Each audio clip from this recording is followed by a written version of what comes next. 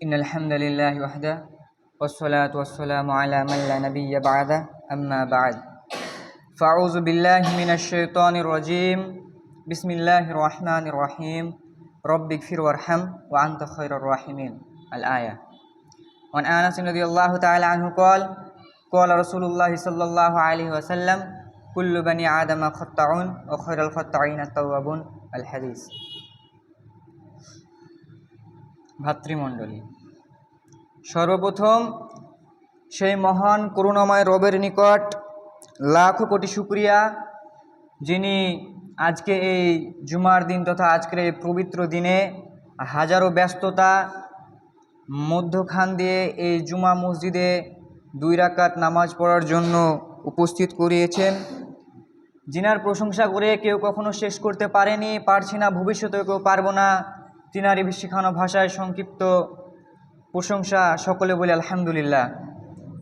অতঃপর আপনার নবী, আমার নবী তথা সারা বিশ্বের নবী, আখরে জামানার পয়গম্বর হযরত আহমদ মুস্তফা মোহাম্মদ মুস্তফা সাল্লাল্লাহু আলাইহি সাল্লাম, তিনার প্রতি লাখো কোটি দুরূদ ও সালাম শান্তির দ্বারা বর্ষিত হোক, অবতীর্ণ হোক। সকলে বলি আল্লাহুম্মা সাল্লি আলাইহি, আল্লাহুম্মা বারিক আলাইহি, আল্লাহুম্মা আমিন। সম্মানীয় শ্রোতৃমণ্ডলী, আজকে আপনাদের সম্মুখে যে বিষয়টি নিয়ে আমি আলোকপাত করতে চলেছি সেটি হলো আল্লাহ রব্বুল আলামিনের ক্ষমা এবং তা কিভাবে চাইব। ভাতৃমণ্ডলী, আল্লাহ রব্বুল আলামিনের ক্ষমা, যদি এ বিষয়ে আপনি নলেজ অর্জন করতে চান, যদি এ বিষয়ে আপনি জ্ঞান অর্জন করতে চান যে what is the forgive of Allah, Allah রব্বুল আলামিনের ক্ষমাটা কি, তাহলে আপনাকে সর্বপ্রথম যে বিষয়টার উপর নলেজ অর্জন করতে হবে, আপনাকে সর্বপ্রথম যে বিষয়টা জানতে হবে, সে বিষয়টা হলো আল্লাহ রব্বুল আলামিন কতটা রহমশীল। আপনাকে আল্লাহ রব্বুল আলামিনের রহমত সম্পর্কে জানতে হবে। ভাতৃমণ্ডলী, আল্লাহ রব্বুল আলামিন বলছেন, যখন আমি এই পৃথিবীকে সৃষ্টি করলাম, এই পৃথিবীকে সৃষ্টি করার সময়, এই পৃথিবীকে তৈরি করার সময় আল্লাহ রব্বুল আলামিনের নিকট 100 রহমত ছিল। আল্লাহ রব্বুল আলামিন যখন ওই পৃথিবীকে সৃষ্টি করা কমপ্লিট করলেন, তখন ওই 100 রহমতের মধ্যে থেকে মাত্র একটি রহমত, এই যে 18,000 মাখলুকাত তিনি সৃষ্টি করেছেন, এই 18,000 মাখলুকাতের মধ্যে তিনি মাত্র একটি রহমতকে ছড়িয়ে দিয়েছেন। এইবার যদি আমি আপনাকে বলতে চাই ওই একটি রহমত কতটা পাওয়ারফুল, ওই একটি রহমতের ক্ষমতা কতটা, আপনাকে আমি যদি বাস্তব উদাহরণ দিই, বর্তমান সমাজের উদাহরণ দিই, একজন মায়ের দিকে আপনি লক্ষ্য করে দেখুন। মায়ের অবাধ্য সন্তান মাকে গালাগালি করে, মাকে দুবেলা দুমুঠো খেতে দেয় না, মায়ের উপর অত্যাচার করে, তবুও যদি সেই সন্তান কোনো দিন তার মায়ের নিকট গিয়ে বলে, ওগো আমার মা, তুমি তো আমার জননী, তুমি তো আমাকে জন্ম দিয়েছো, আমি যত কিছু করছি সব ভুল করেছি, মা আমার ভুল হয়েছে, তুমি আমাকে ক্ষমা করে দাও, আপনার মা কি করবে? সঙ্গে সঙ্গে তার ছেলেকে বুকে জড়িয়ে ধরবে। কেন? তিনি এই হাজারো যে তার উপর অত্যাচার করেছে, তাকে খেতে দেয়নি, তার সঙ্গে অবিচার করেছে, তারপরেও কেন তিনি এত ভালোবাসলেন? এত ভালোবাসা কেন? আরে এটা হলো সাধারণ মানুষের কথা, যার মধ্যে আকেল নামক জিনিস রয়েছে, যার মধ্যে বিবেক বুদ্ধি রয়েছে। আপনাকে যদি আমি একটি গবাদি পশু যার মধ্যে বিবেক বুদ্ধি নাই তার কথা বলি, আপনি একটি গরুর দিকে চেয়ে দেখুন, আপনি একটি গরুর দিকে লক্ষ্য করে দেখুন। একটি গরু যখন তার বাছুরকে জন্ম দেয়, তার বাছুরকে জন্ম দেওয়ার পর যদি আপনি তার বাছুরটিকে আঘাত করতে যান, তার মা কিন্তু প্রোটেক্ট করবে সেই বাছুরটিকে, সে বাছুরটিকে আঘাত করতে আপনাকে দেবে না। কেন এত ভালোবাসা, কেন এত রহমত, কেন এত মায়া মমতা? এই এত ভালোবাসা, এই এত মায়া মমতা, এই যে গার্লফ্রেন্ডের প্রতি বয়ফ্রেন্ডের ভালোবাসা, এই যে মায়ের প্রতি সন্তানের ভালোবাসা, এমনকি যার বিবেক বুদ্ধি নাই, একজন গরু, একটি গরু, সেই গরুর প্রতি তার বাছুরের ভালোবাসা, এত ভালোবাসার একটাই কারণ। সে কারণটা কি? যে আল্লাহ রব্বুল আলামিন এই পৃথিবী সৃষ্টির সময় ওই 100টি রহমত থেকে একটি রহমত আপনার আমার মধ্যে ছড়িয়ে দিয়েছেন, এই 18,000 মাখলুকাতের মধ্যে ছড়িয়ে দিয়েছেন।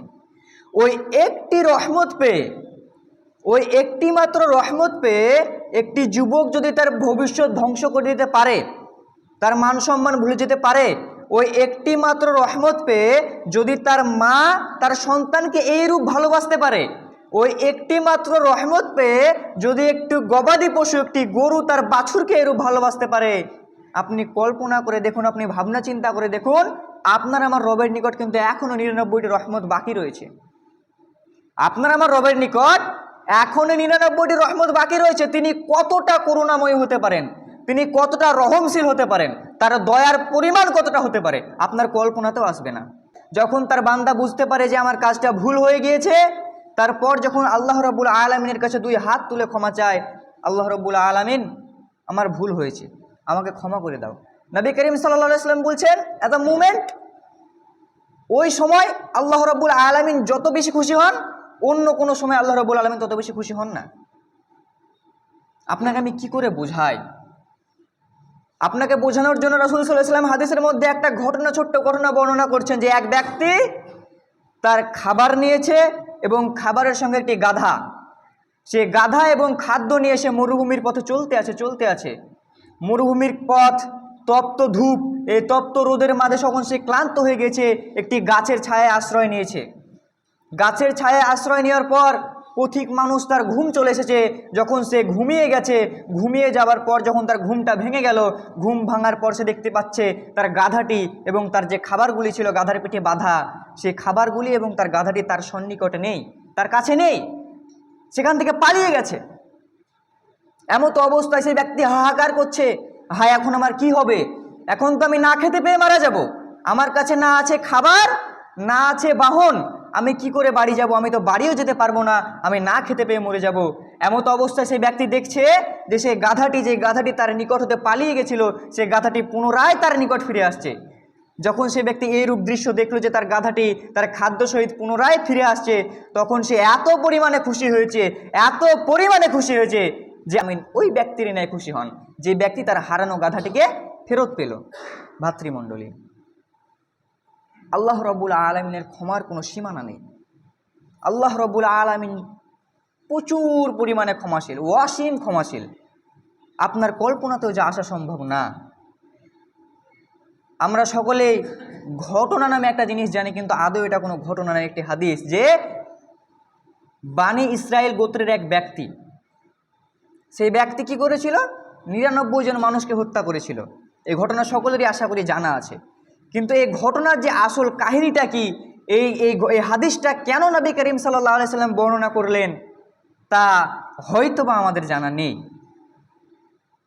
আপনাকে আমি বলি যে এক ব্যক্তি ছিল, বানি ইসরায়েল গোত্রের এক ব্যক্তি ছিল, সেই ব্যক্তি 99 জন মানুষকে হত্যা করেছিল।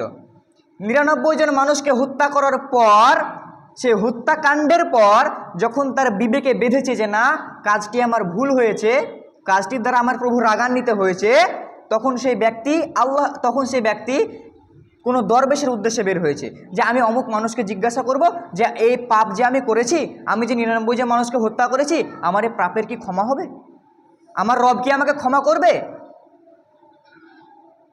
এই উদ্দেশ্য নিয়ে সে বাড়ি থেকে বের হয়েছে। এক গ্রামে গিয়েছে। সেই গ্রামে যাবার পর এক দরবেশকে জিজ্ঞাসা করলো যে হে অমুক দরবেশ, আমি 99 জন মানুষের হত্যাকারী, আমি 99 জন মানুষকে হত্যা করেছি, খুন করেছি, আমার রব কি আমার এই পাপকে ক্ষমা করবেন? আমি যদি আমার রবের নিকট প্রার্থনা করি, আমি যদি আমার রবের নিকট ক্ষমা চাই, তাহলে কি আমার রব আমাকে ক্ষমা করবেন? আমার প্রভু কি আমাকে ক্ষমা করবেন? তখন সে দরবেশ বলছে, না, তোমার প্রভু তোমাকে কখনো ক্ষমা করবেন না, আল্লাহ রাব্বুল আলামিন তোমাকে কখনো ক্ষমা করবেন না, তুমি 99 জন মানুষের হত্যাকারী, তোমাকে কখনো ক্ষমা করবেন না। তখন সেই হত্যাকারী ব্যক্তি রাগান্বিত হয়ে গেল এবং সে দরবেশকেও হত্যা করলো। আগে ছিল 99 জন, এখন কতজন হলো? 100 মানুষ। এখন সে 100 মানুষের হত্যাকারী। এইভাবে যখন সে জিজ্ঞাসা করতে আছে যে আমার এই পাপের ক্ষমা আছে কিনা, আমার এই পাপ আমার প্রভু ক্ষমা করবেন কিনা, মানুষের নিকট যেতে আছে, জিজ্ঞাসা করতে আছে, এমত অবস্থায় এক ব্যক্তি তাকে বলল, তুমি অমুক গ্রামে চলে যাও, অমুক গ্রামে এক মানুষ আছে, এক দরবেশ আছে, সে তোমাকে এই বিষয়ে কিছু বলতে পারে। সেই গ্রাম থেকে যখন ওই গ্রামের উদ্দেশ্যে বের হয়ে গিয়েছে, এমত অবস্থায় পথের মাঝখানে তার মৃত্যু হয়ে গেল। পথের মাঝখানে তার মৃত্যু ঘটে গেল। যখন তার মৃত্যু ঘটে গেল, তখন 2 দল ফেরেশতা তার কাছে এসেছিল, এক দল আযাবের ফেরেশতা এবং এক দল রহমতের ফেরেশতা। আযাবের ফেরেশতা রহমতের ফেরেশতা আসার পর তাদের মধ্যে কন্ট্রোভার্সি শুরু হয়ে গেল, তাদের মধ্যে ঝামেলা শুরু হয়ে গেল। আযাবের ফেরেশতা বলছে না, এই ব্যক্তি 100 জন মানুষকে হত্যা করেছে, এ জাহান্নামে যাবে। রহমতের ফেরেশতা বলছে না, এই ব্যক্তি আল্লাহ রাব্বুল আলামিনের কাছে ক্ষমা চাওয়ার উদ্দেশ্যে গেছিল, এ জান্নাতে যাবে। যখন তাদের মধ্যে তারা ঝামেলা মেটাতে পারলো না, তখন তারা চলে গেল আল্লাহ রাব্বুল আলামিনের কাছে। আল্লাহ রাব্বুল আলামিনের কাছে যাওয়ার পর বলছে, ওগো আল্লাহ, এই ব্যক্তিকে আমরা জান্নাতি হিসেবে গ্রহণ করব নাকি জাহান্নামী হিসেবে গ্রহণ করব? তখন আল্লাহ রাব্বুল আলামিন তাদেরকে বললেন যে তোমরা যাও, গিয়ে ওই গ্রামের দূরত্ব মেপে দেখো, যে গ্রামের দিকে বেশি ধাবিত হবে, যদি যে গ্রামে যাচ্ছিল সেই গ্রামের দিকে যদি বেশি ধাবিত হয় তাহলে জান্নাতি হিসাবে গ্রহণ করবে, আর যে গ্রাম থেকে যাচ্ছিল সেই গ্রামের দিকে যদি বেশি অগ্রসর হয়ে থাকে তাহলে তোমরা তাকে জাহান্নামী হিসাবে গ্রহণ করবেন। এবং এই কথা ফেরেশতাগণকে এই আদেশ দেওয়ার পর আল্লাহ রাব্বুল আলামিন কি বলছেন? আল্লাহ রাব্বুল আলামিন তখন এই ফেরেশতাগণকে আদেশ দেওয়ার পর ওই গ্রামের উদ্দেশ্যে বলছেন, হে গ্রাম, যে গ্রাম থেকে যাচ্ছিল সেই গ্রামকে বলছে, হে গ্রাম, তুমি এই ব্যক্তির নিকট হতে দূরে সরে যাও। সুবহানাল্লাহ। এবং যে গ্রামের উদ্দেশ্যে যাচ্ছিল সেই গ্রামকে বলছেন, হে অমুক গ্রাম, তুমি এই ব্যক্তির কাছে চলে এসো। যখন ফেরেশতাগণ দূরত্ব মেপে দেখলেন, দেখার পর দেখলেন যে গ্রামের দিকে অগ্রসর হচ্ছিল সেই গ্রামের দিকে বেশি ধাবিত হয়েছিল, তাকে জান্নাত হিসেবে গ্রহণ করা হলো। ভাতৃমণ্ডলে কাহিনী সকলেরই জানা, কিন্তু বেসিক মূল পয়েন্ট কি এটা কারো জানা নেই। বিষয়টা হলো এইটা, আপনি একবার ভেবে দেখুন, ওই ব্যক্তি কিন্তু এখনো পর্যন্ত ক্ষমা চায়নি আল্লাহ রাব্বুল আলামিনের নিকট, এখনো পর্যন্ত ক্ষমা চায়নি। আল্লাহ রাব্বুল আলামিনের নিকট দুই হাত তুলে বলেনি, আল্লাহ আমি 100 জনের হত্যাকারী, আমাকে ক্ষমা করো। এ কথা কিন্তু সে বলার সুযোগ পায়নি। তবুও আল্লাহ রাব্বুল আলামিন তাকে জান্নাত দান করলেন। কেন? কারণ সে ক্ষমার উদ্দেশ্যে বাড়ি থেকে বের হয়েছিল, তার পাপগুলি মোচন করার উদ্দেশ্যে বাড়ি থেকে বের হয়েছিল, এই জন্য তাকে ক্ষমা করে দেওয়া হয়েছে। সুবহানাল্লাহ, সুবহানাল্লাহ।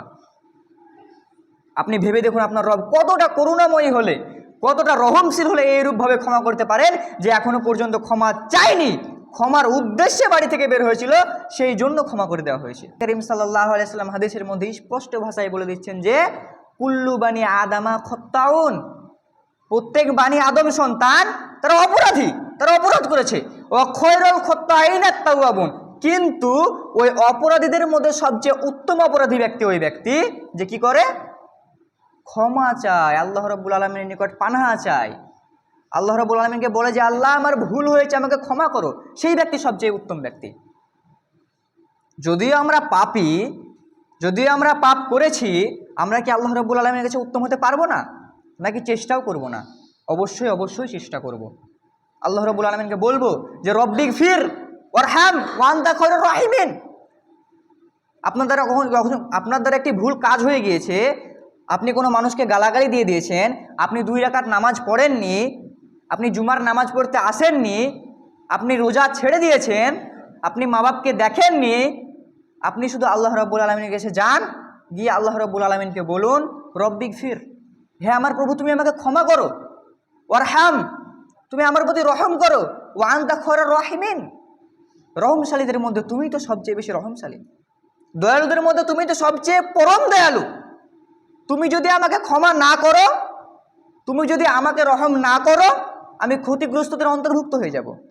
আদম আলাইহিস সালাম এবং হাওয়া আলাইহিস সালাম আল্লাহ রাব্বুল আলামিনকে বলতো যে রব্বানা, হে আমার প্রভু, যালামনা আনফুসানা, নিশ্চয় আমি আমার নাফসের প্রতি, নিশ্চয় আমি আমার নিজের প্রতি জুলুম করেছি, অন্যায় করেছি, অবিচার করেছি। ওয়া ইল্লাম তাগফির লানা, আর যদি তুমি আমাকে ক্ষমা না করো, ওয়াতারহামনা, যদি তুমি আমার প্রতি রহম না করো, লানাকুনান্না মিনাল খাসিরিন, নিশ্চয় আমি ক্ষতিগ্রস্তদের অন্তর্ভুক্ত হয়ে যাব, নিশ্চয় আমি ক্ষতিগ্রস্তদের মধ্যে পড়ে যাব। অতএব আল্লাহ রাব্বুল আলামিন তুমি আমাকে ক্ষমা করো। ভাতৃমণ্ডলী, আল্লাহ রাব্বুল আলামিনের কাছে ক্ষমা চাওয়ার অঢেল রাস্তা রয়েছে, অনেক রাস্তা রয়েছে। শুধু আপনার নিয়ত হওয়া চাই যে আমি আল্লাহ রাব্বুল আলামিনের কাছে ক্ষমা চাইব, আমার ভুল হয়ে গেছে, আমি আল্লাহ রাব্বুল আলামিনের কাছে পানাহা চাই। হাদিসের মধ্যে কি আসছে জানেন? শুনলে অবাক হবেন। হাদিসের মধ্যে আসছে, আপনার বাড়ির পাশে বা আপনার কোনো জমি জায়গাতে আপনি একটি গাছ লাগালেন, সেই গাছে আল্লাহ রাব্বুল আলামিন ফল দান করলো, সেই ফল কোনো লোক চুরি করে খেলো, কোনো লোক আপনার অগোচরে খেলো, কোনো লোক আপনাকে জানিয়ে খেলো, এমনকি হাদিসের মধ্যে আসছে ওই ফল যদি আপনি নিজেও খান তবুও আপনি নেকি পাবেন, তবুও আপনি সওয়াব পাবেন। আপনি কল্পনা করতে পারছেন? আপনি কি ভাবতে পারছেন আপনি রাস্তা দিয়ে হেঁটে যাচ্ছেন, কত ছোট, কতটা ছোট আপনি কল্পনা করে দেখুন। আপনি রাস্তা দিয়ে হেঁটে যাচ্ছেন, দেখলেন রাস্তায় একটা কাঁটা পড়ে রয়েছে, কাঁটাটি রাস্তা থেকে তুলে আপনি সরিয়ে দিন। আপনার নিয়ত কি? যে এই কাঁটাটির দ্বারা হয়তো আমার কোনো ভাইয়ের পা ফুটে যেতে পারে, আমার কোনো ভাইয়ের কোনো ক্ষতি হতে পারে। আপনি কাঁটাটি সরিয়ে দিলেন, আপনি 2 গোলাম আজাদের নেকি পাবেন। আপনি কল্পনা করে দেখুন, আপনার কল্পনাতে আসা সম্ভব না। আল্লাহ রাব্বুল আলামিন এত পরিমাণে ক্ষমাশীল, এত পরিমাণে রহমশীল যে একজন ব্যভিচারিণী নারী, আরবের বুকে একজন ব্যভিচারিণী নারী, সেই নারী শুধুমাত্র একটি কুকুরকে পানি পান করার কারণে জান্নাতে চলে গেছে। সুবহানাল্লাহ। আপনি ভেবে দেখুন, আপনি ভেবে দেখুন, আপনি ভাবনা চিন্তা করে দেখুন যে আল্লাহ রাব্বুল আলামিনের কাছে ক্ষমা চাইবেন কি চাইবেন না? আল্লাহ রাব্বুল আলামিনের কাছে পানাহ চাইবেন কি চাইবেন না? হয়ে গেছে কারোর সাথে জিনা করে ফেলেছি, হয়ে গেছে কাউকে গালি দিয়ে ফেলেছি, হয়ে গেছে 2 রাকাত নামাজ পড়িনি, হয়ে গেছে ঈদের নামাজ ছেড়ে দিয়েছি, কিন্তু তাই বলে যদি আমি বলি যে আমি এত বড় বড় পাপ করেছি, আল্লাহ তো আমাকে ক্ষমা করবেন না, আমি এত বড় বড় পাপ করে ফেলেছি, আল্লাহ হয়তো আমাকে ক্ষমা করবেন না, এই কথা যদি আপনি বলে দেন, ভাই আমার, আপনি কিন্তু গুমরাহির মধ্যে পড়ে যাবেন। কিচ্ছু করার দরকার নাই। ফজরের আজান হচ্ছে, মসজিদের উদ্দেশ্যে রওনা দিলেন, উজু করলেন, 2 রাকাত নামাজ পড়লেন, 2 রাকাত নামাজ পড়ার পর আল্লাহ রাব্বুল আলামিনের কাছে হাত তুলে বললেন যে হায় আল্লাহ, আমি আমার প্রতি জুলুম করেছি, আমি আমার প্রতি অন্যায় করেছি। তুমি আমাকে নামাজ পড়তে বলেছো, আমি নামাজ পড়িনি। তুমি পিতামাতার দায়িত্ব নিতে বলেছো, আমি নিইনি। তুমি আমাকে সমাজের মানুষের দায়িত্ব নিতে বলেছো, তুমি আমাকে প্রতিবেশীর হক আদায় করতে বলেছো, আমি করিনি। আমি রোজা রাখিনি, আমি নামাজ পড়িনি। আল্লাহ, আমি সব ভুল করেছি, তুমি আমাকে ক্ষমা করো। আল্লাহ রাব্বুল আলামিন কি ক্ষমা করবেন না? এইরূপ আসছে যে রব্বিক ফির, আল্লাহ রাব্বুল আলামিনকে যখন কেউ বলে যে হে আল্লাহ, হে প্রভু, আমাকে ক্ষমা করো, তখন আল্লাহ রাব্বুল আলামিন বলেন ফা গফার আল্লাহ, আমি তাকে ক্ষমা করে দিলাম। রব্বিক ফির ওয়ারহাম ওয়া আনতা খায়রুর রাহিমিন, আমাকে ক্ষমা করো, আমার প্রতি রহম করো, তুমি ক্ষমাশীলদের মধ্যে সবচেয়ে বড় ক্ষমাশীল, তুমি দয়ালুদের মধ্যে সবচেয়ে বড় দয়ালু। আল্লাহ রাব্বুল আলামিন কি বলছেন? ফা গফার আল্লাহু, আমি তাকে ক্ষমা করে দিলাম। যখন তওবার দরজা বন্ধ হয়ে যাবে, তখন কিন্তু ভাই সকল আমার কোনো রাস্তা থাকবে না, কোনো উপায় থাকবে না। অতএব সময় থাকতে নিজের পাপগুলির জন্য ক্ষমা চান। আপনার প্রতি আল্লাহ রাব্বুল আলামিন কতটা ভালোবাসা রাখেন যে আল্লাহ রাব্বুল আলামিন বলছেন যে আমি আমার হাত, সে হাতকে দিনের বেলা প্রসারিত করে রাখি। কেন রাখি? যারা রাতের আধারে মানুষের আড়ালে অন্যায় কাজ করেছে, অপরাধ করেছে, যখন দিনের আলোয় এসেছে বুঝতে পেরেছে না কাজটি আমার ভুল হয়েছে, ওই বান্দা যদি ক্ষমা চায় আমি ক্ষমা করে দেব। আল্লাহ রাব্বুল আলামিন বলছে আমি আমার হাতকে রাত্রিতেও প্রসারিত করে রাখি। কেন রাখি? যারা মানুষের সামনে অন্যায়ভাবে অবিচার করেছে, নিজের প্রতি জুলুম করেছে, সালাত আদায় করেনি, তারা যদি রাতের আধারে বুঝতে পারে যে না কাজটি আমার ভুল হয়েছে, অতঃপর যদি আল্লাহ রাব্বুল আলামিনের কাছে ক্ষমা চায়, আমি সে বান্দাকে ক্ষমা করে দেব। আল্লাহ রাব্বুল আলামিন কতদিন পর্যন্ত তার হাতকে এইভাবে প্রসারিত রাখবেন? যতদিন পর্যন্ত না পশ্চিম দিক থেকে সূর্য উঠছে, তথা যতদিন পর্যন্ত না কিয়ামত হচ্ছে, ততদিন পর্যন্ত আল্লাহ রাব্বুল আলামিন তেনার হাতকে এইভাবে প্রসারিত করে রাখবেন। আল্লাহ রাব্বুল আলামিন, আমরা হাজারো পাপ করেছি, সেই পাপগুলি তুমি আমাদেরকে ক্ষমা করে দাও এবং সেই পাপ থেকে বাঁচার তৌফিক দান করুন। সকলে বলুন আমিন।